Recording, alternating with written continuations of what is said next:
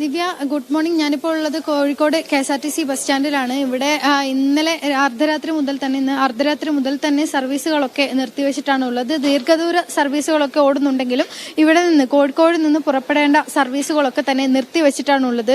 കോഴിക്കോടിന്റെ അവസ്ഥ വെച്ച് നോക്കുകയാണെങ്കിൽ ഇവിടെയൊക്കെ ഇപ്പോൾ ശാന്തമാണെന്ന് തന്നെ പറയേണ്ടി വരും. ചില സ്വകാര്യ വാഹനങ്ങൾ പോകുന്നുണ്ട്, ചില ഓട്ടോകൾ സർവീസ് നടത്തുന്നുണ്ട് എന്നല്ലാതെ ബസ്സുകളോ മറ്റ് KSRTC സർവീസുകളോ അങ്ങനെയുള്ള കാര്യങ്ങളൊന്നും ഓടുന്നില്ല. ഇവിടെ നമുക്ക് യാത്രക്കാരോട് ചേട്ടാ എങ്ങോട്ട് പോകേണ്ടത്? ഞാൻ പെരിന്തൽമണ്ണ പോകേണ്ടതാണ്.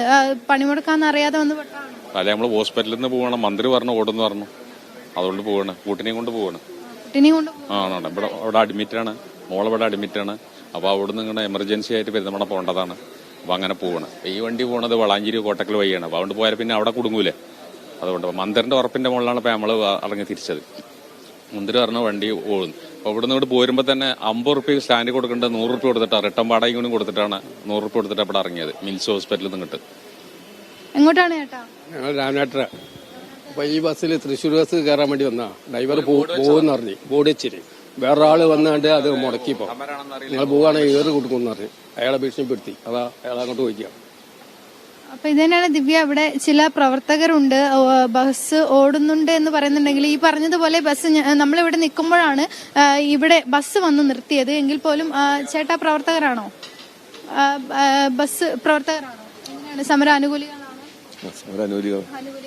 ഇപ്പൊ ഇവര് പറഞ്ഞു ബസ് പോകേണ്ടതായിരുന്നു, ബസ് ഇപ്പം മുടങ്ങിയിട്ടാണല്ലോ പറഞ്ഞു. അതറിയില്ല, അത് തൃശ്ശൂരിൽ പോകുന്ന വണ്ടിയാണ്, അതറിയില്ല. എന്തായാലും ഇവിടുന്ന് KSRTC ബസ് സ്റ്റാൻഡിൽ നിന്ന് ബസ്സുകൾ ഓടാൻ സമ്മതിക്കില്ല. ഇല്ല, ബസ്സുകൾ ഓടുന്നില്ലല്ലോ, സമ്മതിക്കില്ല. ബസ്സുകൾ വരുന്നില്ല. തൊഴിലാളികൾ എല്ലാവരും പണിമുടക്കില്ല. ജനങ്ങൾ ഇതിനോട് സഹകരിക്കണം എന്നുള്ള അഭിപ്രായം. സഹകരിക്കണമെന്നാണ് ഞങ്ങൾ. തടയുന്ന കാര്യങ്ങളൊന്നുമില്ല, സഹകരിക്കണമെന്നാണ് ഞങ്ങള് അഭ്യർത്ഥന. അല്ലാണ്ട് തടയുന്ന കാര്യങ്ങളൊന്നുമില്ല. ജില്ലാ സെക്രട്ടറി ഏത് യൂണിയനാണ്?